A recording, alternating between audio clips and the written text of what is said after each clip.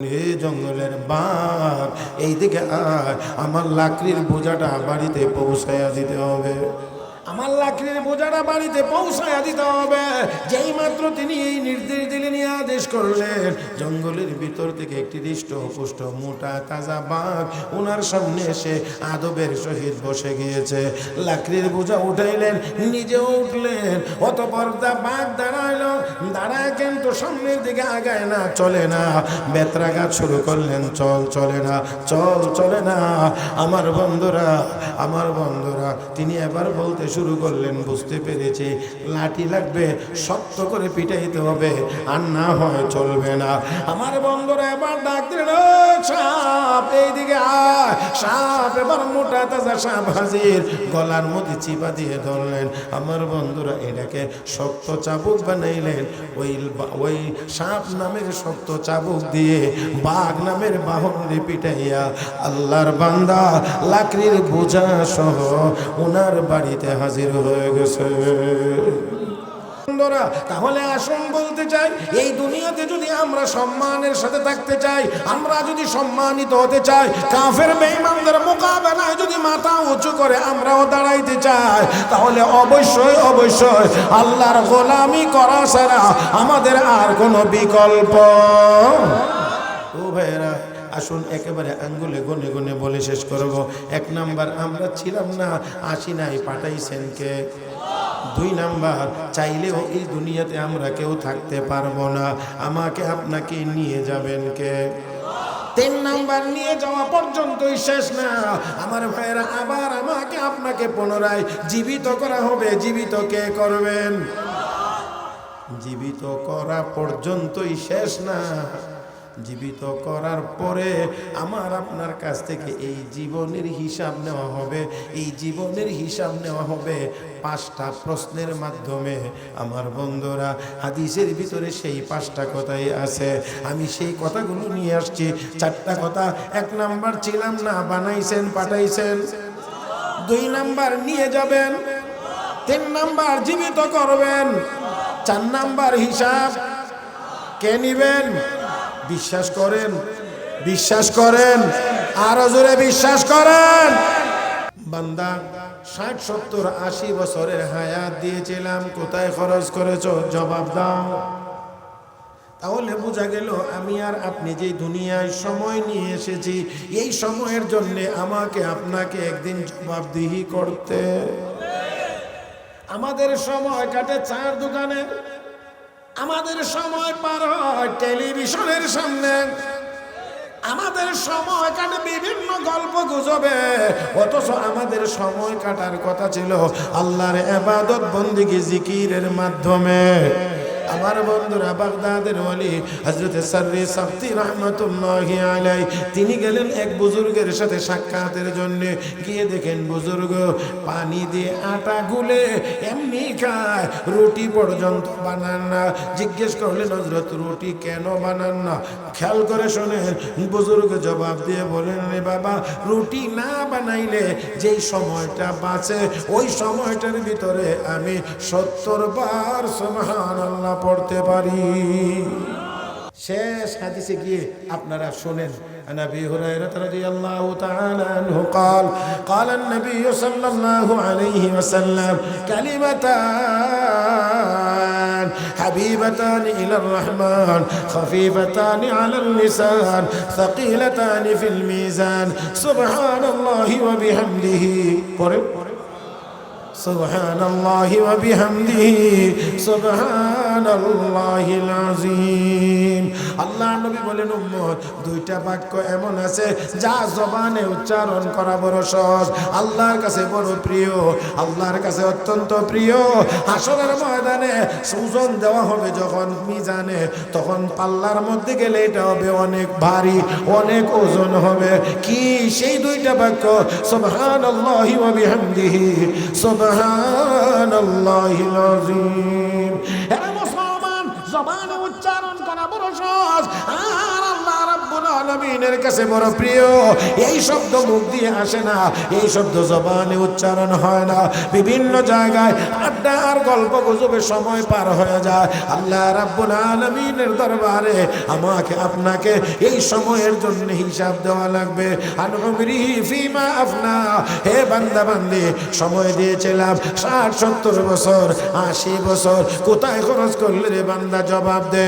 আমার বন্ধুরা, ওই দিন জবাব না দিয়ে ডাইন বাম করার কোনো সুযোগ দুনিয়াতে কিছু সুযোগ এমনি এমনি এমনি চলে, ওইখানে এগুলো চলবে চলবে না। আমার ভাইয়েরা, আমার বন্ধুরা, এই হায়াত নামক এই দৌলত ব্যবহার করে আমরা কে কি করছি, কোথায় কি করছি, আমার বন্ধুরা আল্লাহ জানেননি না জানেন না? এরা মুসলমান, আল্লাহ রাব্বুল আলামিন সব কিছু জানার পরেও, শুধুমাত্র তা না, এত কিছু করার পরেও হাসরের ময়দানে কিছু মানুষ গিয়ে বলবে, ওয়াল্লাহি রব্বিনা মা কুন্না মুশরিকিন। কে মারা গেছে? আপনার সাহাবী হযরত মুআবিয়া ইবনে মুআবিয়া রাদিয়াল্লাহু তাআলা আনহু ইন্তেকাল করেছেন। আমিও আসছি, আমার সাথে ফেরেশতাও হাজার হাজার ফেরেশতা আছে। আপনার প্রতিও নির্দেশ হয়েছে আপনি তার জানাজা এখান থেকে আদায় করবেন। কিভাবে? আমি লাশ দেখব কেমন করে? হুজুর চিন্তা করতে হবে না, লাশের সুরত আমি আপনার সামনে, আপনার চোখের সামনে তুলে ধরব। কেন? যে ফেরেশতা, ও জিবরাইল, আমার এই সাহাবীর জন্য এত মর্যাদা, এই সাহাবীর জন্য জানাজা পড়ার নির্দেশ এমন করে কেন? আপনার সাহাবী বেশি বেশি পরিমাণে কুল হুয়াল্লাহ সূরা ইখলাস বেশি বেশি করে তেলাওয়াত করে। তাহলে বোঝা গেল মানে সার্টিফিকেটের দ্বারা, সৌন্দর্যের দ্বারা, টাকা পয়সার দ্বারা মর্যাদা না, মর্যাদা হবে ইবাদত আর বন্দেগীর দ্বারা, ইবাদত আর বন্দেগীর দ্বারা। দেখেন, চতুর্থ শতাব্দীর এক বড় বুজুর্গ হযরত আবুল হাসান খিরকানি রহমতুল্লাহি আলাইহি নামে এক বহুত বড় বুজুর্গ, যার কাছে গিয়ে সুলতান মাহমুদ গজনবী রহমতুল্লাহ আলাইহি দোয়ার জন্য বসে থাকতেন। হযরত একটু দোয়া করেন, হযরত একটু দোয়া করেন, হযরত একটু দোয়া করেন। অথচ আমরা সবাই জানি সুলতান মাহমুদ গজনবী নিজেও একজন বড় আল্লাহওয়ালা বাদশাহ ছিলেন, বড় আলেমও ছিলেন, বড় শাসকও ছিলেন, বড় ওলিও ছিলেন। হ্যাঁ, আমরা এখন বাদশাহ আল্লাহওয়ালা হম করতে গিয়ে মেম্বার আস্তে আস্তে চেয়ারম্যান হয় না, একজন আল্লাহওয়ালা। আমার ভাইরা মাফ করে দিবেন, এখনের কথা বলছি না, কিছুদিন আগে করোনা গেছে, করোনাকালীন সময়ে এমন অদ্দুর তেল হয়েছে না, গরিব মানুষে আলু ভর্তা খাইতো, ডিম ভাজি খাইতো। অনেক চেয়ারম্যানের বক্স কার্ডের তোষক আর জাজিমের নিচে সোয়াবিন তেলের বোতলে ভরা। বোঝা যায় করোনায় মারা গেলে সোয়াবিন তেল দিয়ে গোসল দিব। আর আগের দিনে আল্লাহওয়ালা বাদশাহ হইতো। আরে কদ্দূর পর্যন্ত আমি যাইতে পারবো জানি না। আল্লাহওয়ালা বাদশাহ কেমন আল্লাহওয়ালা, কত বড় আল্লাহওয়ালা, কতটুকু পর্যন্ত? হযরত খাজা মঈনুদ্দিন চিশতি আজমিরি রহমতুল্লাহি আলাইহির খলিফা শিষ্য ছিলেন হযরত খাজা কুতুবউদ্দিন বখতিয়ার কাকি রহমতুল্লাহ। ইন্তেকালের সময়ে নসিহত করলেন, ওসিয়ত করলেন, আমার জানাজা যিনি পড়াবেন তার মধ্যে 4টা গুণ থাকতে হবে, তাহলে উনি আমার জানাজা পড়াইতে পারবেন। কি কয় গুণ? দেখেন, 1 নাম্বার, সাবালক হওয়ার পরে কোনোদিন আসরের 4 রাকাত সুন্নত ছাড়েন নাই। হুজুর কোন নামাজের সুন্নতের কথা কইছি? আপনারা হুজুর আমার মহব্বতের মানুষ, বেজার হইতেন না এই জন্যে। মাশাআল্লাহ। হ্যাঁ, দেখেন, আসরের 4 রাকাত সুন্নত সাবালক হওয়ার পরে কোনোদিন, মাফ করে দিয়েন, আমরা দেশে বুড়া হয়ে যায়, এরপর নামাজের কথা কইছে তো পাগল হয়েছেন। হুজুর বলে পাগল হয়েছে। সাবালক হওয়ার পরে কোনোদিন 4 রাকাত সুন্নত। 2 নাম্বার, যেই লোকটি সাবালক হওয়ার পরে কোনোদিন তাকবীরে উলা ছাড়ে নাই, ছোটে নাই। উলামায়ে কেরামের কাছ থেকে জেনে নেবেন তাকবীরে উলা কারে কয়। ইমাম সাহেব যখন আল্লাহু আকবার, তারপরে একটু নীরব থাকে, নীরব থাকে না, মানে নিঃশব্দে পড়ে সানা, তারপরে আউযুবিল্লাহ বিসমিল্লাহ পড়ে সূরা ফাতিহা শুরু করেন। এই সূরা ফাতিহার তেলাওয়াত আরম্ভ হওয়ার আগে যদি কেউ জামাতে শরীক হতে পারে তাহলে ওই লোকটা তাকবীরে উলা পেল। সহজ আমল, সহজ আমল। 4 রাকাত আসরের সুন্নত কোনোদিন ছাড়ে নাই, কোনোদিন তাকবীরে উলা ছোটে নাই। 3 নাম্বার, কোনোদিন তাহাজ্জুদ কাজা হয় নাই। কয়টা হইছে? কয়টা? 4 নাম্বার, যেই লোকটি সাবালক হওয়ার পরে কোনোদিন ইচ্ছাকৃত ভাবে কোনো বেগানা মহিলাকে দেখেন নাই। কয়টা? মুরব্বীরা কইেন না, যুবকেরা? 1 নাম্বার, 4 রাকাত আসরের 4 রাকাত সুন্নত ছোটে নাই। 2 নাম্বার, তাকবীরে উলা কোনোদিন ছোটে নাই। 3 নাম্বার, তাহাজ্জুদ কোনোদিন ছোটে নাই। 4 নাম্বার, ইচ্ছাকৃতভাবে কোনো বেগানা মহিলা। এমন 4 গুণওয়ালা ইমাম সুনামগঞ্জে অভাব নেই। বাংলাদেশেও আছে, মাশাআল্লাহ। উনি সুনামগঞ্জের উপরে রাখতে চায় না, কথা বুঝেন নাই। দা একলা নেবে কেন? পুরা বাংলাদেশের ভিতরেও এমন ইমাম আছে কিনা আমার জানা। থাকতে পারে, চিনি না, জানি না, থাকতে পারে কিন্তু জানি না। এবার চিন্তা করেন তো, এমন 4 গুণওয়ালা একজন ইমাম লাগবে। শর্তগুলো একটার থেকে একটা কঠিন, একটার থেকে একটা কঠিন। 60টা আমরার মধ্যে হওয়া যাবে দূরের কথা, আল্লাহর রহমতে একটাও ওনাদের মধ্যে থাকতে পারে, কোনোটা আমি জানি না, আমার মধ্যে নেই। সাবালক হওয়ার পরে কোনোদিন 4 রাকাত সুন্নত আসরের ছোটে নাই। সুবহানাল মালিকুল কুদ্দুস। এই কথা বলার মতোই দুঃসাহস কার আছে আমি জানি না। কোনোদিন তাহাজ্জুদ কাজা হয় নাই, কোনোদিন তাকবীরে উলা ছোটে নাই, ইচ্ছাকৃতভাবে কোনো বেগানা মহিলা। এমন গুণওয়ালা ইমাম লাশ নিয়ে অপেক্ষা, সারাদিন চলে যাচ্ছে, কোনো ইমাম নেই। আসরের নামাজ হয়ে গেছে, মাকরু ওয়াক্ত চলে আসতেছে, সবাই পেরেশান, হায় হায় এখন হবে কি, করব কি? শেষ পর্যন্ত কি জানাজা ছাড়াই এত বড় ওলিকে দাফন করতে হবে? এমন সময় একজন লোক সামনে এসে হাজির, এসেই বলতেছে, সম্মানিত মুসল্লিয়ান কিরাম, কাতার সোজা করেন, জানাজা হবে।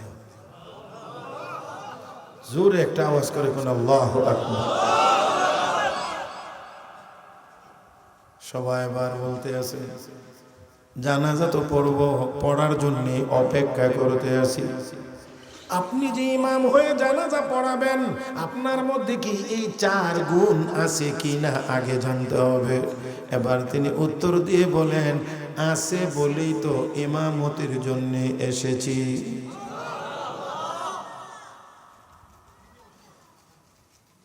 বিষয়টা একটার সাথে আরেকটা জড়িত, আমি আমার 9 কথা শেষ করতে পারবো না।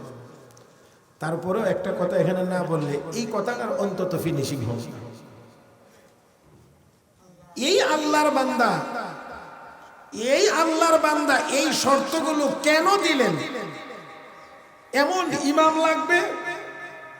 এখানে একটু কথা মনে রাখবেন, গুনার কাজ যত গোপনেই হোক না কেন, যদি নিয়মিত কেউ গুনার কাজ রাতের অন্ধকারেও করে, একেবারে পাহাড়ের গুহায় গিয়েও করে, সকল লোক চক্কর আড়ালে গিয়েও যদি নিয়মতান্ত্রিক ভাবে কেউ কোনো কবিরা গুনায় লিপ্ত থাকে, কোনো না কোনো ভাবে এই গুনাহ মানুষের সামনে প্রকাশ হয়ে যাবে এবং গুনাহের কারণে সে লজ্জিত এবং অপমানিত হবে।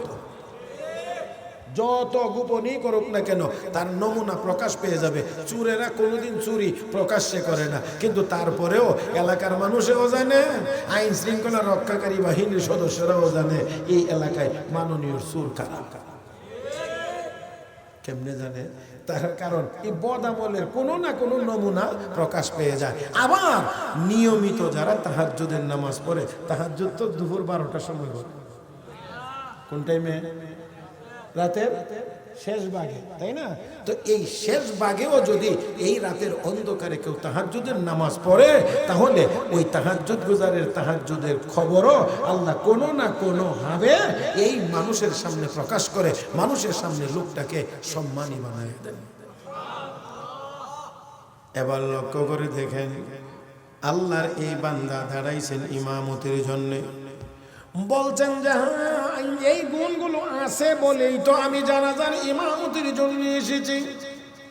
যিনি জানাজা পড়াইলেন তিনি ছিলেন তৎকালীন ভারতবর্ষের শাসক সুলতান শামসুদ্দিন আলতামাস রহমতুল্লাহি আলাইহি।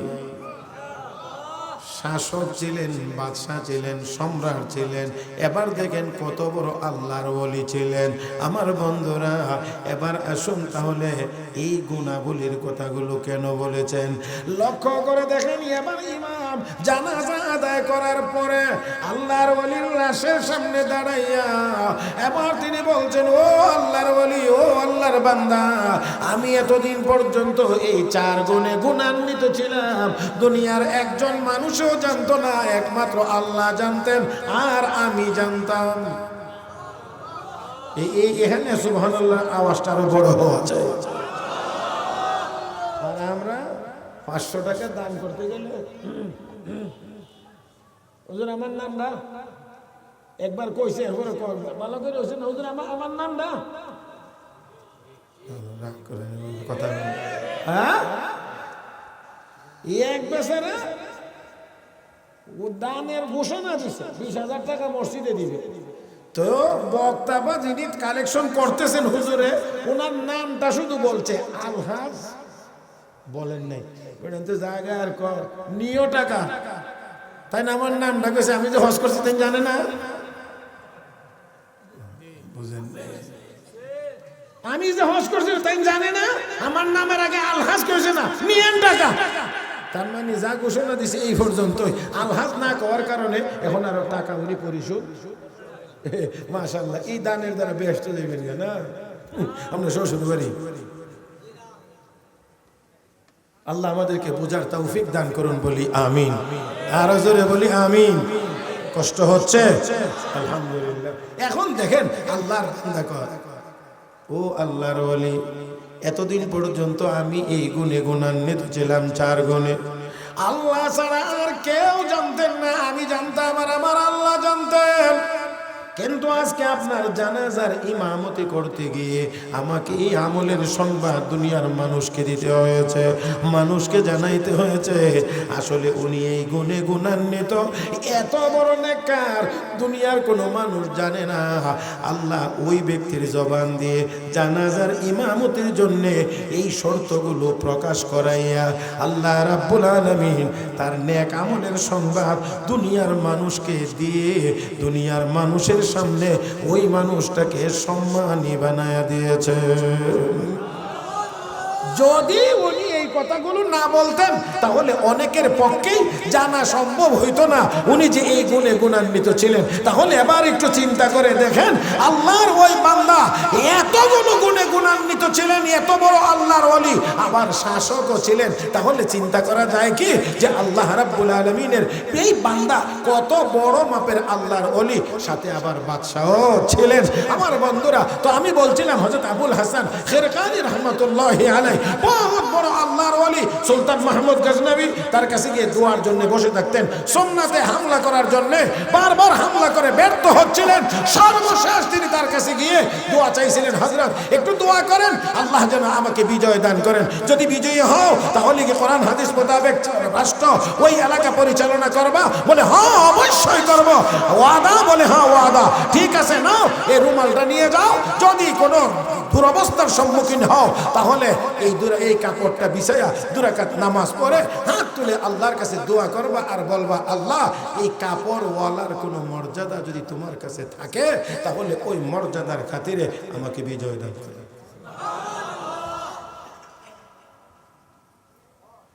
এই কাপড়ওয়ালার কোনো মর্যাদা যদি তোমার দরবারে থাকে তাহলে এই মর্যাদার খাতিরে আমাকে তুমি বিজয় দান করো। এক পর্যায়ে চতুর্দিক দিয়ে যখন ওই কাফের বেঈমানেরা বেষ্টন করে ফেলেছে, সুলতান মাহমুদ গজনবী বুঝলেন যে এর চেয়ে বিপদ মুহূর্ত আর হতে পারে না। সাথে সাথে এই কাপড় বিছায় 2 রাকাত নামাজ পড়ে, আল্লাহ এই কাপড়ওয়ালার কোনো মর্যাদা যদি থাকে তোমার দরবারে, এই মর্যাদার খাতিরে আমাকে বিজয় দান করো। সাথে সাথেই ময়দানের চিত্র পরিবর্তন হয়ে গেছে, উনি বিজয়ী হয়ে গেছেন। আল্লাহ রাব্বুল আলামিন তাকে বিজয়ের মালা পরাইয়া দিয়েছেন। সেই সুলতান মাহমুদ গজনবী ইন্তেকাল করেছেন। তার প্রায় 1100 বছর পরে ওনার কবর খনন করা হয়েছিল। 1100 বছর পরে কবর খনন করার পরে দেখা গিয়েছে সুলতান মাহমুদ গজনবীর গায়ের পরিধান করানো কাফনের কাপড় পর্যন্ত একটু ময়লা হয় না। আমার ভাইরা, আমার বন্ধুরা, সেই আবুল হাসান খিরকানি রহমাতুল্লাহি আলাইহি জঙ্গলে গিয়েছেন লাকড়ি কাটার জন্য। লাকড়ির বোঝাটা অনেক বড় হয়ে গিয়েছে, মাথায় বহন করে আনার মতো না। আমার বন্ধুরা, কোনো যানবাহন নাই, কোনো কিছুই নাই, কেমন করে আনবেন? এই জন্যে তিনি দাঁড়াইলেন, জঙ্গলের দিকে মুখ করে তাকাইলেন, অতঃপর ডাক দিয়ে বলেন, হে জঙ্গলের বাঘ, এই দিকে আয়, আমার লাকড়ির বোঝাটা বাড়িতে পৌঁছাইয়া দিতে হবে। জোরে কোন, আমার লাকড়ির বোঝাটা বাড়িতে পৌঁছায়া দিতে হবে। যেই মাত্র তিনি এই নির্দেশ দিলেন, আদেশ করলেন, জঙ্গলের ভিতর থেকে একটি হৃষ্টপুষ্ট মোটা তাজা বাঘ ওনার সামনে এসে আদবের সহিত বসে গিয়েছে। লাকড়ির বোঝা উঠাইলেন, নিজেও উঠলেন, অতঃপর বাঘ দাঁড়াইলো। দাঁড়ায় কিন্তু সামনের দিকে আগায় না, চলে না, বেত্রাঘাত শুরু করলেন, চলে না, চলে না। আমার বন্ধুরা, তিনি এবার বলতে শুরু করলেন, বুঝতে পেরেছি, লাঠি লাগবে, শক্ত করে পিটাইতে হবে, আর না হয় চলবে না। আমার বন্ধুরা এবার ডাক দিলেন, সাপ, এইদিকে আয়। সাপ, এবার মোটা তাজা সাপ হাজির, গলার মধ্যে চিপা দিয়ে ধরলেন। আমার বন্ধুরা এটাকে শক্ত চাবুক বানাইলেন। ওই সাপ নামের শক্ত চাবুক দিয়ে বাঘ নামের বাহনে পিটাইয়া আল্লাহর বান্দা লাকড়ির বোঝা সহ ওনার বাড়িতে হাজির হয়ে গেছে। তাহলে আসুন বলতে চাই, এই দুনিয়াতে যদি আমরা সম্মানের সাথে থাকতে চাই, আমরা যদি সম্মানিত হতে চাই, কাফের বেঈমানদের মোকাবেলায় যদি মাথা উঁচু করে আমরাও দাঁড়াইতে চাই, তাহলে অবশ্যই আল্লাহর গোলামি করা ছাড়া আমাদের আর কোনো বিকল্প। ও ভাইরা, আসুন একেবারে আঙ্গুলে গনে গনে বলে শেষ করব। 1 নাম্বার, আমরা ছিলাম না, আসি নাই, পাঠাইছেন কে? 2 নাম্বার, চাইলেও এই দুনিয়াতে আমরা কেউ থাকতে পারবো না, আমাকে আপনাকে নিয়ে যাবেন কে? 3 নাম্বার, নিয়ে যাওয়া পর্যন্তই শেষ না আমার ভাইয়েরা, আবার আমাকে আপনাকে পুনরায় জীবিত করা হবে। জীবিত কে করবেন? জীবিত করা পর্যন্তই শেষ না, জীবিত করার পরে আমার আপনার কাছ থেকে এই জীবনের হিসাব নেওয়া হবে। এই জীবনের হিসাব নেওয়া হবে 5টা প্রশ্নের মাধ্যমে। আমার বন্ধুরা, হাদিসের ভিতরে সেই 5টা কথাই আছে, আমি সেই কথাগুলো নিয়ে আসছি। 4টা কথা। 1 নাম্বার, ছিলাম না, বানাইছেন, পাঠাইছেন। 2 নাম্বার, নিয়ে যাবেন। 3 নাম্বার, জীবিত করবেন। 4 নাম্বার, হিসাব কে নিবেন? বিশ্বাস করেন, আরো জোরে বিশ্বাস করেন। আল্লাহ রাব্বুল আলামিন আমার আপনার কাছ থেকে হিসাব নেবেন। আল্লাহ, যে আপনারা এদিকে তাকায়েন না, এদিকে তাকায়েন না, এই ঝগড়াঝাটিটা আর একটু অন্যদিকে গিয়ে তো করা যায়, বিতর্কটা আর একটু দূরে গিয়ে করলে তো আমরা অসুবিধা হয় না। কি কোন আপনারা? আপনারা কোন একটু দূরে যেতে, বাস বাস বাস আমার দিক। তো হাসরের ময়দানে আমার আপনার কাছ থেকে হিসাব নেওয়া হবে। এই হিসাবটা নিবেন কয়টা প্রশ্নের মাধ্যমে? জোরে জোরে জোরে। 1 নাম্বার, প্রত্যেকটা মানুষ, আল্লাহর নবী বলেন, আল্লাহর আদালতে দাঁড়াবে তো দাঁড়াবে, 1 কদম সামনে আগানোর কোনো ক্ষমতা থাকবে? 1টা কদমও কেউ আগাইতে পারবে না। ইনসাফের আওয়াজে, উপলব্ধি সহকারে কলবের ভিতর থেকে আপনারা একটু আওয়াজ করে বলেন, ওই দিনটা কি আমার আপনার সকলের সামনে নাই না আছে? দাঁড়াইতে হবে কি হবে না? শুধু বুড়া মানুষদেরকে দাঁড়াইতে হবে, যুবকদেরকে দাঁড়াইতে হবে না। হ্যাঁ, শুধু কর্মীদের দাঁড়াইতে হবে, নেতাদের দাঁড়াইতে হবে না। শুধু জনগণকে দাঁড়াইতে হবে, সরকারকে দাঁড়াইতে হবে না। আমার বন্ধুরা, প্রত্যেকটা মানুষকে দাঁড়াইতে হবে। জবাব না দেওয়া পর্যন্ত 1 কদম যাওয়ার ক্ষমতা কাহারও থাকবে। এক নাম্বার আন উমরিহি ফিমা আফনা।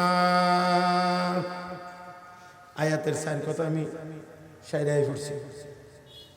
5 নাম্বার আর হাদিসে বর্ণিত 5 কথার 1 নাম্বার, বান্দা 60 70 80 বছরের হায়াত দিয়েছিলাম, কোথায় খরচ করেছো জবাব দাও। তাহলে বোঝা গেল আমি আর আপনি যে দুনিয়ায় সময় নিয়ে এসেছি, এই সময়ের জন্য আমাকে আপনাকে একদিন জবাবদিহি করতে। আমাদের সময় কাটে চার দোকানে, আমাদের সময় পার হয় টেলিভিশনের সামনে, আমাদের সময় কাটে বিভিন্ন গল্প গুজবে, অথচ আমাদের সময় কাটার কথা ছিল আল্লাহর ইবাদত বন্দেগী জিকিরের মাধ্যমে। আমার বন্ধুরা, বাগদাদের ওলি হযরত সাররি সাবতি রাহমাতুল্লাহি আলাইহি তিনি গেলেন এক বুজুর্গের সাথে সাক্ষাতের জন্য। গিয়ে দেখেন বুজুর্গ পানি দিয়ে আটা গুলে এমনি খায়, রুটি পর্যন্ত বানান না। জিজ্ঞেস করলেন হযরত রুটি কেন বানান না? খেয়াল করে শোনেন, বুজুর্গ জবাব দিয়ে বলেন, রে বাবা, রুটি না বানাইলে যেই সময়টা বাঁচে ওই সময়টার ভিতরে আমি 70 বার সুবহানাল্লাহ পড়তে পারি। আল্লাহু আকবার। একবার সুবহানাল্লাহর মর্যাদা, একবার সুবহানাল্লাহর মর্যাদা এখন বুঝে আসবে না। যখন বুঝে আসবে তখন আর সুবহানাল্লাহ বলার সুযোগ হবে না। আর যখন যদি সুযোগ হয়ও কোনো লাভ হবে না। এক বুজুর্গ স্বপ্ন দেখে আরেক বুজুর্গ যিনি মারা গেছেন কবরে বসে বসে কোরআন শরীফ খতম তেলাওয়াত করতে আছে। দেখে সুবহানাল্লাহ, কোরআন শরীফ পড়ে কবরে বসে বসে কোরআন শরীফ পড়ে। এমনি বুজুর্গ কোরআন তেলাওয়াত বন্ধ করে, ও আল্লাহর বান্দা, আমি শতবার কোরআন শরীফ খতম করেছি, সব নিয়ে যাও, সুবহানাল্লাহ আমাকে দিয়ে দাও। অথচ দুনিয়াতে সুবহানাল্লাহ বলা খুব কঠিন, কথা কয় না, খুব কঠিন। হ্যাঁ, আপনারা বুখারী শরীফের শেষ হাদিস শুনবার জন্য খতমে বুখারী অনুষ্ঠানে গিয়ে থাকি। এই যে মদনিয়া মাদ্রাসার হুজুর, আরো এই কি হাসাননগর মাদ্রাসা, মাশাআল্লাহ, হাসাননগর দুই দিকে দুই হুজুর আছে আমার এখানে।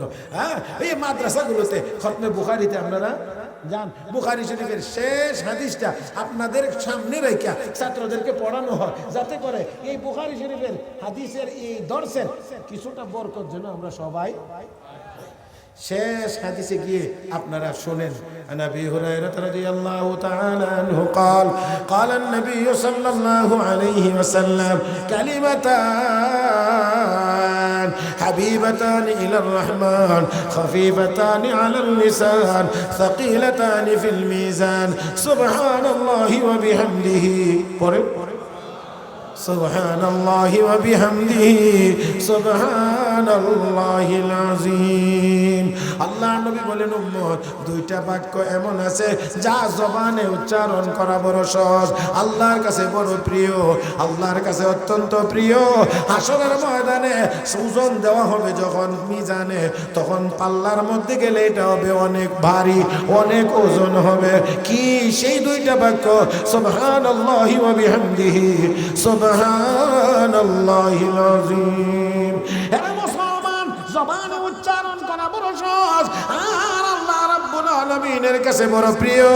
এই শব্দ মুখ দিয়ে আসে না, এই শব্দ জবানে উচ্চারণ হয় না, বিভিন্ন জায়গায় আড্ডা আর গল্প গুজবে সময় পার হয়ে যায়। আল্লাহ রাব্বুল আলামিনের দরবারে আমাকে আপনাকে এই সময়ের জন্য হিসাব দেওয়া লাগবে। আন উমরিহি ফিমা আফনা, হে বান্দা বান্দি, সময় দিয়েছিলাম 60 70 বছর, 80 বছর, কোথায় খরচ করলে রে বান্দা? জবাব দে। আমার বন্ধুরা, ওই দিন জবাব না দিয়ে ডাইন বাম করার কোনো সুযোগ দুনিয়াতে কিছু সুযোগ এমনি এমনি এমনি চলে, ওইখানে এগুলো চলবে চলবে না। আমার ভাইয়েরা, আমার বন্ধুরা, এই হায়াত নামক এই দৌলত ব্যবহার করে আমরা কে কি করছি, কোথায় কি করছি, আমার বন্ধুরা আল্লাহ জানেননি না জানেন না? এরা মুসলমান, আল্লাহ রাব্বুল আলামিন সব কিছু জানার পরেও, শুধুমাত্র তা না, এত কিছু করার পরেও হাসরের ময়দানে কিছু মানুষ গিয়ে বলবে, ওয়াল্লাহি রব্বিনা মা কুন্না মুশরিকিন। হাসরের মাঠেও মিছা কথা শুধু কইব না, ও আল্লাহ আল্লাহর কসম, রব্বিনা, ও আমাদের রব, মা কুন্না মুশরিকিন, আমরা মুশরিক ছিলাম। আল্লাহ নবী গো, আল্লাহ আমি আর দাওয়াত দিছি, আর এরা কোন না আপনার কাছে কেউ আইছে না আমরা মুশরিক ছিলাম না, ওয়াল্লাহি রব্বিনা মা কুন্না মুশরিকিন। সত্য না মিথ্যা কথা? হ্যাঁ, মিথ্যা কথা বলবে।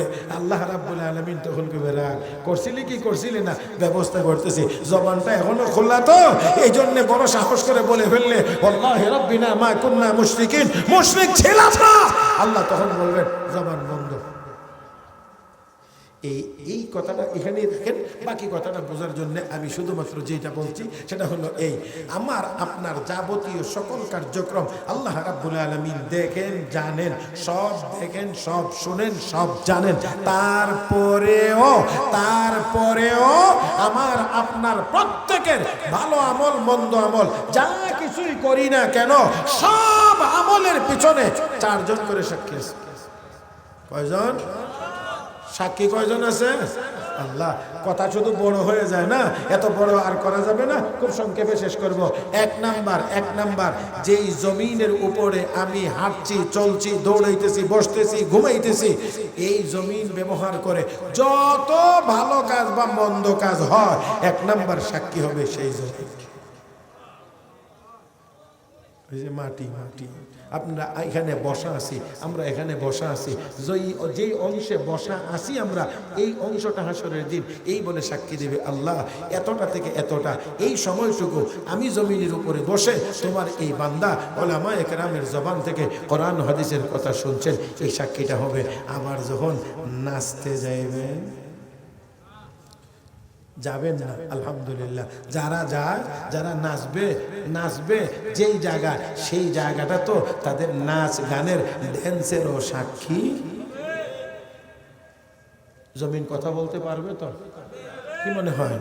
ইযা যুলজিলাতিল আরদু জিলজালাহা ওয়া আখরাজাতিল আরদু আথকালাহা ওয়া ক্বালাল ইনসানু মা লাহা ইয়াওমাইযিন তুহাদ্দিসু আখবারাহা বিআন্না রাব্বাকা আওহা লাহা। জমিন কথা বলবে, সব প্রকাশ করে দিবে। কেমন করে? আল্লাহ রাব্বুল আলামিন বলেন বিআন্না রাব্বাকা আওহা লাহা। হাবিব গো, আপনার রব আল্লাহ জমিনকে নির্দেশ দিবেন, জমিন কথা বল। কথা বল না, জমিন কথা বল। আল্লাহ যদি নির্দেশ করে, জমিন কথা বলবে কি বলবে না? ও জোরে কোন, বলবে কি বলবে না? বলতে পারবে কি পারবে না? আমার ভাইরা, আমার বন্ধুরা, আল্লাহ রাব্বুল আলামিন নির্দেশ দিলে জমিন কথা বলবেন, সাক্ষী দেবে। যেই সাক্ষীর মধ্যে কোনো রকমের হেরফের হবে না, ডান বাম হবে না। এক নাম্বার সাক্ষী হবে এই জমিন। দুই নাম্বার, ওই মানুষগুলো যখন হাসরের ময়দানে বলবে ওয়াল্লাহি রাব্বিনা মা কুন্না মুশরিকিন, আল্লাহ আমরা তো মুশরিক ছিলাম না, আল্লাহ তখন জবানটা বন্ধ করে দিবেন। আল ইয়াওমা নাখতিমু আলা আফওয়াহিহিম ওয়া তুকাল্লিমুনা আইদিহিম ওয়া তাশহাদু আরজুলুহুম বিমা কানু ইয়াকসিবুন। তখন এই জবান বন্ধ হবে, হাত কথা বলবে, পা কথা বলবে। অনেকেই বলবেন হাত আবার কথা বলে কেমন করে, পা আবার কথা বলবে কেমন করে? আমার বন্ধুরা, হাত আর পা শরীরের অঙ্গ, জবান আর জিহ্বাটা এটাও তো শরীরের অঙ্গ। শরীরের এই অঙ্গ জিহ্বা দিয়ে আল্লাহ যদি কথা বের করতে পারেন, তাহলে সেই আল্লাহ অবশ্যই হাত দিয়েও কথা বাহির করতে পারবে। আমি আর নমুনা উদাহরণ দিয়ে আলোচনাকে আর বেশি বিস্তীর্ণ করতে চাই না। আমার কথাটা কোনো রকম স্টেশন পর্যন্ত যায়, কারণ আপনারা এখানে বসে থেকেও মন দৌড় মারে মাঝে মাঝে এদিকে, কারণ আওয়াজের কারণে। যায় না? এটা হুজুরের কারামতি। যারাটা যায় না, এটা হলো ওনার কারামতি। এই যে বসে তাওয়াজ্জ দিতেছে, এই জন্য আপনারা মনে দিকে যায় না। হ্যাঁ, কথা বুঝতে পারছেন না? যায় না কইলে ওয়াজ একটু লম্বা হইব, আর যদি কয় জায়গা তাহলে ওয়াজ বাড়তি হইব, এটা বুঝে নিছে। এই জন্য কয় যায় না। কথা বুঝেন না? কি করেন আপনারা? কষ্ট হইব? বেশি সময় হয়েছে না। আমার একটা আইডিয়া আছে, মোটামুটি আমার একটা হিসাব আছে। ওয়াজ তো 33 বছর ধরে করি, 33 ইয়ার্স অনলি। হ্যাঁ বেশি হয়েছে বয়স বেশি হয়েছে না, তবে ওয়াজের বয়স মাশাআল্লাহ কম হয়েছে না।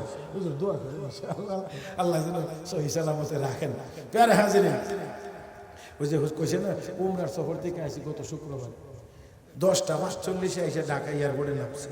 এরপরে দৌড়াইয়া মসজিদে আইসি, আয়া জুমা করেছি, জুমা করে তারপরে মাদারীপুর গেছি ওয়াজ করতে ওইখান থেকে এই দিনে শুক্রবারে। তারপরে শনিবারে মাহফিল করছি সাগর কন্যা নামে পরিচিত বাংলাদেশের সর্বদক্ষিণের জেলা পটুয়াখালীর সর্বশেষ থানা রাঙ্গাবালি, যার পরে বঙ্গোপসাগর।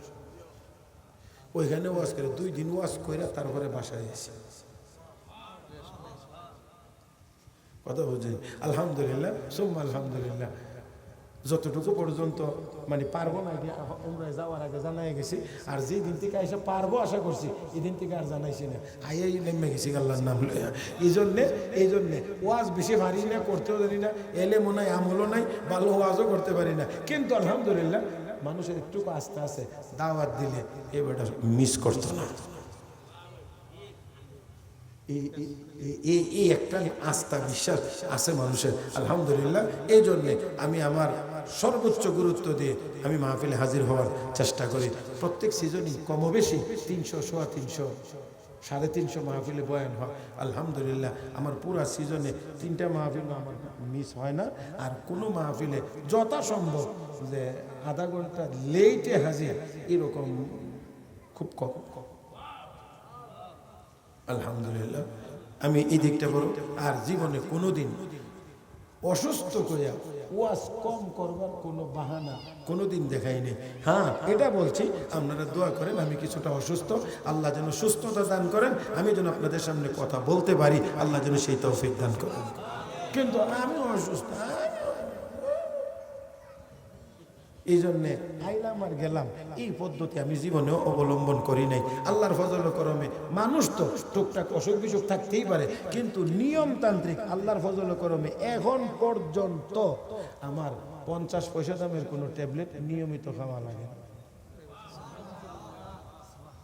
আমি এখন পর্যন্ত বলছি, সামনে একটা কি হবে জানি না, আমি মানুষ অসুখ বিসুখ হইতেই অনেক কিছুই হতে পারে, কিন্তু এখনো পর্যন্ত আল্লাহর ফজল করমে 50 পয়সা দামের কোনো ট্যাবলেট নিয়মিত আমার খাওয়া লাগে না।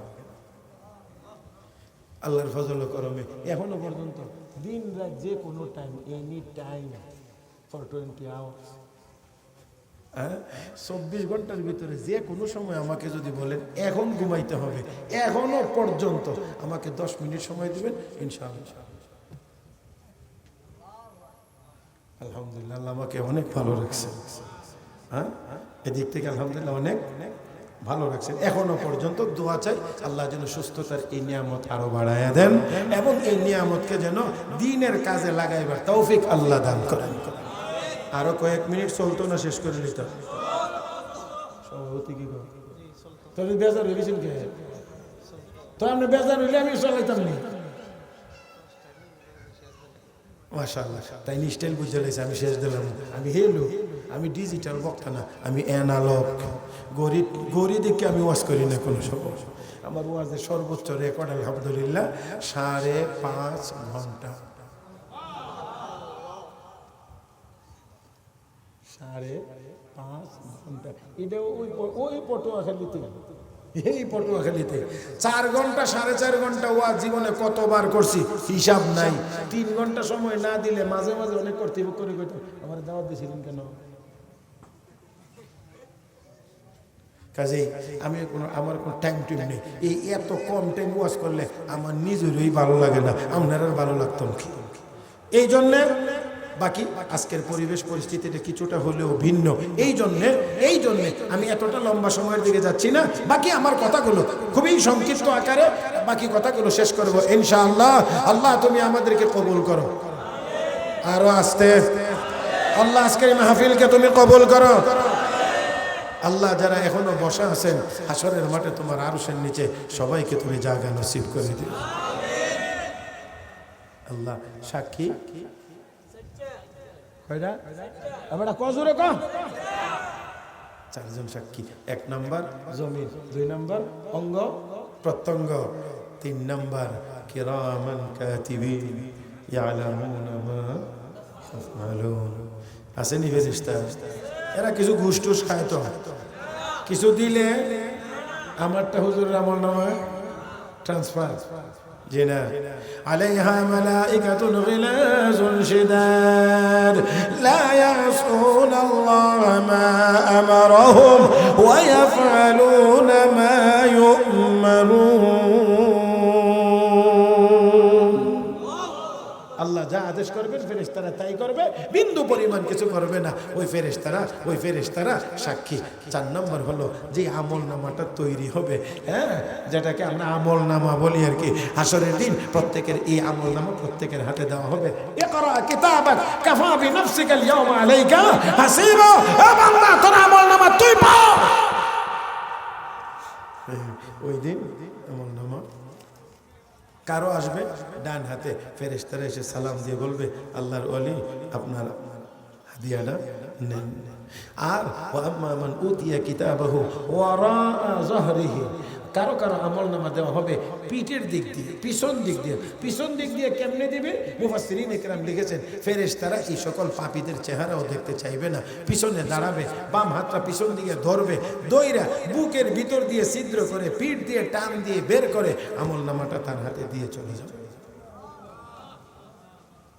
فأما من أوتي كتابه بيمينه فيقول هاؤم اقرءوا كتابيه إني ظننت أني ملاق حسابيه فهو في عيشة راضية في جنة عالية قطوفها دانية كلوا واشربوا هنيئا بما أسلفتم في الأيام الخالية وأما من أوتي كتابه بشماله فيقول يا ليتني لم أوت كتابيه ولم أدر ما حسابيه يا ليتها كانت القاضية ما أغنى عني ماليه هلك عني سلطانيه خذوه فغلوه ثم الجحيم صلوه।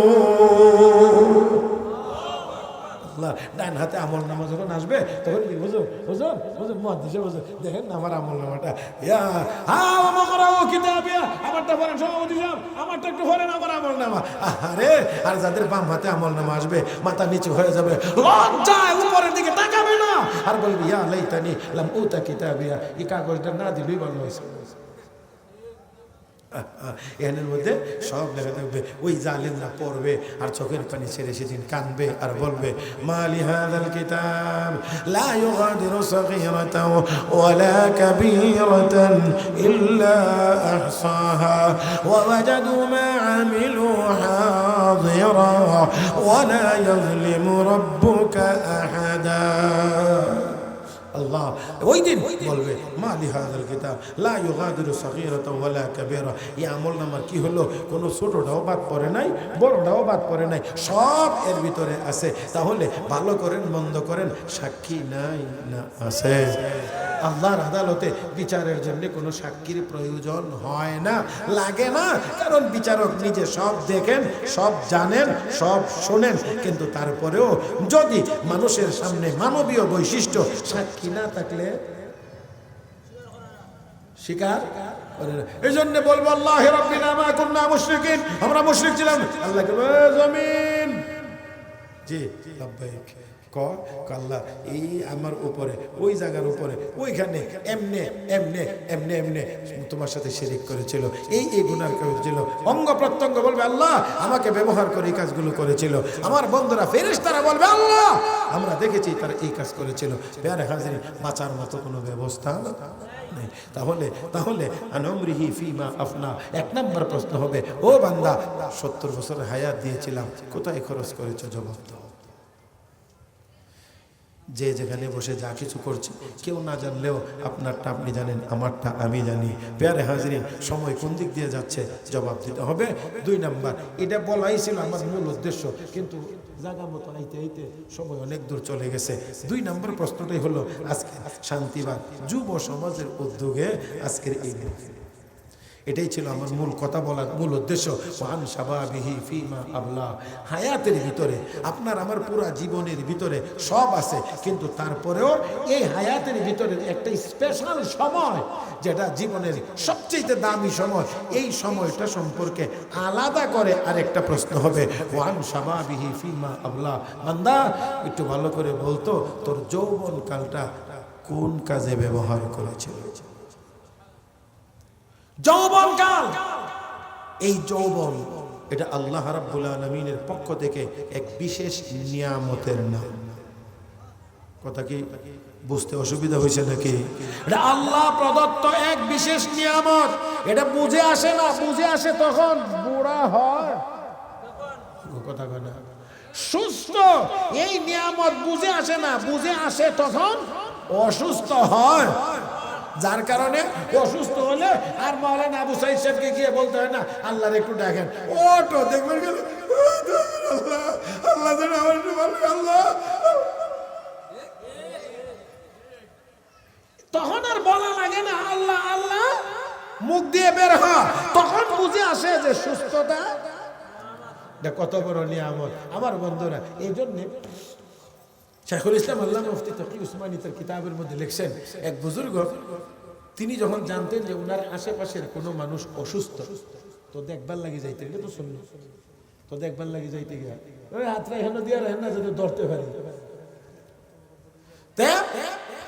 যাইতেন সুন্নত আদায় করতেন, খোঁজ খবর নিতেন, জিজ্ঞেস করতেন আপনি যে অসুস্থ হয়েছেন, এই অসুস্থ হইতে গিয়া এই ডাক্তারের কাছে এই পর্যন্ত গিয়েছেন, এই পর্যন্ত কত টাকা খরচ হয়েছে, পরিপূর্ণ সুস্থ হইতে আপনার এই পর্যন্ত কত টাকা লাগছে, কথার কথা বলছে 5,000 টাকা লাগছে।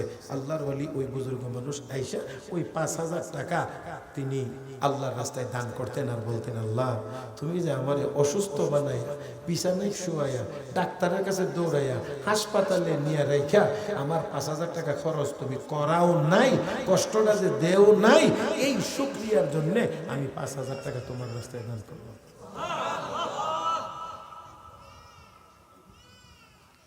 আজি আমি এটা যেদিন থেকে পড়ছি চিন্তা করলাম কি আমল এই বুজুর্গদের ছিল।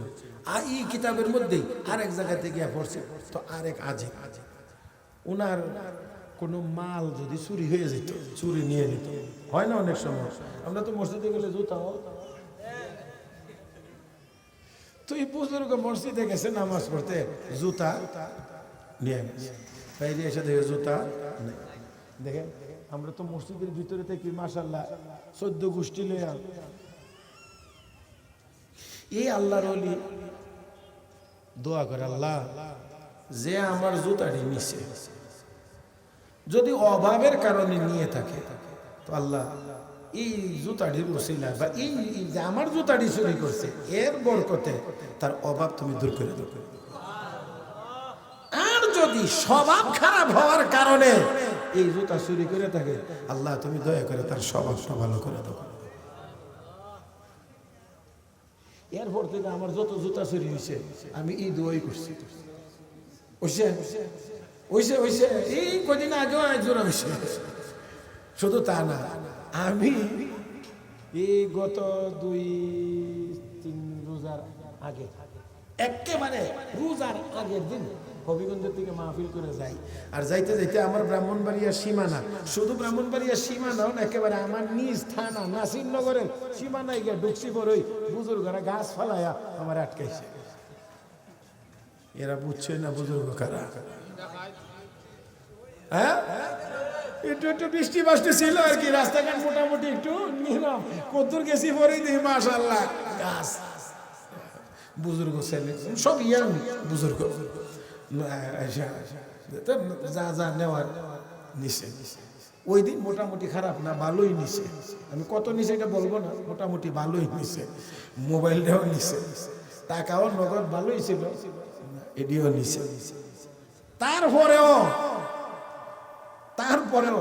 ওই দিনও আমি মনে মনে দোয়া করছি, আল্লাহ যদি অভাবের কারণে কাম করে দেয় অভাব দূর করে দাও, আর স্বভাবের কারণে যদি করে দেয় স্বভাবটা ভালো করে দাও। আমার ড্রাইভার তার মোবাইলটা উদ্ধারের জন্য, মোবাইলে কিছু কিছু সিস্টেম আছে না পুলিশের কাছে দেওয়ার, এই পুলিশের কাছে দিয়ে টিয়াও শেষ পর্যন্ত উদ্ধার করতে পারছে না। না হয় না একদিন গিয়া পরে স্বীকার করছে, আসলে আমি কি লিগে দৌড়াদৌড়ি করলাম জানি না হুজুর, আপনি যে দোয়া ইহান করে তো রেখছেন আগেও, এই জন্য আপনারটার সাথে আমারটাও আর হইতাম না। কথা বুঝেন না? আল্লাহ তো দেখেন, আল্লাহ মাফ করুক, আল্লাহ মাফ করুক, আল্লাহ মাফ। তবে সাধারণত আজকেও গাড়িতে আসার সময় মাওলানা খালেদ সাইফুল্লাহ ইউবি সাহেব আমার বারাকাতুহু একটা কথা বলছেন, কথাটা খুবই সুন্দর, আমার কাছে খুব ভালো লাগছে। সেই কথাটা হলো, এই হারাম যারা একবার খাওয়ার অভ্যাস হয়ে আসে, এরা আর এটা ছাড়তে সহজে ছাড়তে, তার কারণ এই হারাম খাওয়ার দ্বারা রক্ত হয়েছে, রক্ত থেকে গোশত হয়েছে, এই গোশত তো শরীরে রয়ে গেছে, এখন এটা তো উৎপাদন হয়েছে হারাম মালের দ্বারা, এখন এটা শরীরের ভিতরে থাকা অবস্থায় কেমনে সম্ভব? আপনারা দেখেন না, ফুরা অনি ফুরা হইলে অনেক সময় গাল হইলে যতক্ষণ পর্যন্ত এটার ভিতর থেকে একেবারে সব যার ফুজ রক্ত বের না হয়, এতক্ষণ পর্যন্ত দেখবেন গালাইলে ব্যথা করে, হ্যাঁ একটু ব্যথা বাকি থেকে যায়, কেন? এটার ভিতরে দূষিত জিনিস এখনো রয়ে গেছে। তো যতই করে আপনারা দেখবেন, গাড়িতে যদি মোবিল ফাল্টান, মোবিল ডাউন দেন, তাহলে মোবিল তো মোটামুটি নাটটা খুলে দিলে সবটাই ভরে জায়গা, কিন্তু তারপরেও আপনি যদি লক্ষ্য করেন দেখবেন যে কোনো না কোনো সিফা সাফার ভিতরে পুরান মোবিল কিছু না কিছু আছে। আমার ভাইয়েরা, তো হারাম এমন এক বাজে অভ্যাস, এটা যদি একবার ঢুকে যান ভিতরে, তাহলে এটা সহজে এটা থেকে সাইরা আর আসতে পারে না। এজন্য সুদ করে না মরার আগ পর্যন্ত, ঘুষ করে না যারা, আমাদের এদিকে তো নাই এরকম লোক, আমাদের এদিকে যারা আছে বুড়া হয়ে গেছে না, এখনো শালি দরবারে যাওয়া লাগে, কথা ঠিক মতো কইতে পারে না, এরপরে ওকে হাত দেওয়া ঠিক হয়ে গেছে। কত পকেটে হাত দেওয়ার কথা বুঝেন না আপনারা, মানে পকেটে কিছু না দেওয়া পর্যন্ত। এরপরে এই বুইরাও রব্বুল আলামিন বলেন, আমি আল্লাহ তাকে 2টা জান্নাতের মালিক বানায়া দেব। ওয়ালিমান খাফা মাকাম রাব্বিহি জান্নাতান, আল্লাহকে আমার সামনে দাঁড়ানোর ভয়ে যারা গুনার কাছ থেকে বিরত থাকবে, আমি তাদেরকে 2টা জান্নাতের মালিক বানায়া দেব। যুবকেরা, জান্নাতে যাওয়ার দরকার কি আছে না নাই? আমি কথা আর বড় করব না বিধায় আমি এখানে আর কথা লম্বা করতে চাই না। সেই লম্বা না করে আমি এখানে শুধুমাত্র বাকিটি আঙ্গুলে গুনে গুনে বলছি। 1 নম্বর হলো, আসরের মাঠে প্রশ্ন করা হবে, হায়াত কোন কাজে লাগাইছো, কোন কাজে খরচ করেছো, জবাব দাও। 2 নম্বর, ওয়ান শাবাবিহি ফিমা আবলা, যৌবনকাল কোথায় খরচ করেছো, জবাব দাও। 3 নম্বর, আন মালিহি মিন আইনা ইকতাসাবা, সম্পদ কোন পথে উপার্জন করেছো, জবাব দাও। ওয়া ফিমা আনফাকা, কোথায় খরচ করেছো, জবাব দাও। কয়টা? 5 নম্বর, আন ইলমিহি মাযা আমিলা ফিমা আলিম, কোরআন হাদিসের ইলম যতটুকু অর্জন করেছিলা, পড়ে হোক, উলামায়ে কেরামের কাছ থেকে শুনে হোক, আমল কতটুকু করেছিলা। আজকে আমাদের মধ্যে এই বাহাদুরি আছে। আমি কি কম জানি? হ্যাঁ, অনেক জানি, কিন্তু এই অনেক জানাটার উপরে কতটুকু আমল হয়েছে, এই ব্যাপারে হাসরের মাঠে আপনাকে জিজ্ঞাসা করা হবে। হ্যাঁ, জানছিলে, এই জানার উপরে তো বড় জোর গলায় কইতে, আমি কম পারি, আমি কম জানি, আমল কতটুকু করেছিলে, জবাব দাও। আল্লাহর নবী বলেন, লা ইয়াজালু কদামা ইবনি আদম, 5টি প্রশ্নের জবাব না দেওয়া পর্যন্ত একটা কদমও কেউ সামনে আগাইতে পারবে। তাহলে প্রশ্ন কি? আল্লাহ আগেই জানাই দিয়েছেন নবীর মাধ্যমে। নবী আমাদেরকে শিখাইয়া দিয়েছেন এই 5টা প্রশ্ন হবে। সেই 5টা প্রশ্ন আগেই যদি জানলাম, তাহলে প্রস্তুতি নেওয়া কঠিন হইল না সহজ হইল? এই সহজ হওয়ার পরেও যদি আমরা হাসরের দিন এই প্রশ্নের জবাব নিয়ে যাইতে না পারি, তো আমাদের চেয়ে দুর্ভাগ্য আর কেউ হতে পারে না। সেই জন্য আসুন, আল্লাহ রাব্বুল আলামিন আয়াতের মধ্যে 4টা কথা বলেছেন, আর এই হাদিসের ভিতরে 5টা প্রশ্নের কথা বলেছেন। এইটা আমি মিলাইয়া যেই কথাটা আল্লাহ রাব্বুল আলামিন শুরুতে বলেছেন, কাইফা তাকফুরুনা বিল্লাহ, হে বান্দা কেমনে নাফরমানি করস, তুই তো ছিলে না, আমি তোরে বানাইছি, থাকতে পারবে না, আমি তোকে নিয়ে আসবো, নিয়ে আসা মরণ পর্যন্ত শেষ না, আবার জীবিত করব, আবার জীবিত করে ছেড়ে দেব না, তোকে আবার তোর জীবনের হিসাব নেব। এই হিসাব নিতে গিয়ে কয়টা প্রশ্ন করব? 5টা। তারপরেও তুই কেমনে গুনার কাজ করস? কাইফা তাকফুরুনা বিল্লাহ। প্যারে হাজরিন, আজ আমরা ডুবেছি, আজ আমরা অপমানিত হচ্ছি, আজ আমরা মার খাইতেছি, আজ আমরা লাঞ্ছিত আর অপমানিত হচ্ছি শুধুমাত্র আমাদের গুনাহের কারণে, শুধুমাত্র আমাদের গুনাহের কারণে। কিন্তু সেই গুনার উপরেই তো আমরা অগ্রসর হচ্ছি, চলতেছি দিন রাত। তাই আসল, যেহেতু দুনিয়ায় ছিলাম না, থাকতেও পারবো না, মরলেই শেষ হবে না, জীবিত করা হবে, আবার জীবিত করে প্রশ্নও করা হবে। কাজেই কোনো গুনার কাজ করার কোনো যুক্তি হইতে পারে? আল্লাহ রাব্বুল আলামিন আমাদের সবাইকে সেই সামনের এই দিন, এই সময়গুলো, এই দিবসগুলো এবং এই প্রশ্নগুলোর কথা স্মরণ করে সব রকমের গুনার কাছ থেকে দূরে থেকে বেশি বেশি নেক আমল করার মাধ্যমে জান্নাতের উপযুক্ত হয়ে আমাদেরকে দুনিয়া থেকে বিদায় গ্রহণ করার তৌফিক দান করুন। সবাই বলি আমিন। পরিশেষে আপনাদের সকলের সুস্বাস্থ্য, উন্নতি, অগ্রগতি ও কল্যাণ কামনা করে শান্তিবাদ যুব সমাজের প্রত্যেকটি সদস্যকে আন্তরিক অভিনন্দন ও মোবারকবাদ জানিয়ে আপনাদের আন্তরিক দোয়ার প্রত্যাশা করে আজকের মতো আলোচনা এখানেই শেষ করলাম। সুবহানাকাল্লাহুম্মা বিহামদিক, আশহাদু আল লা ইলাহা ইল্লা আনতা, আস্তাগফিরুকা ওয়া আতুবু ইলাইক, ওয়া আখিরু দাওয়ানা আনিল হামদুলিল্লাহি রাব্বিল আলামিন। দোয়া তো দুই দিকে দুইজন আছেন। আমরা কেউ না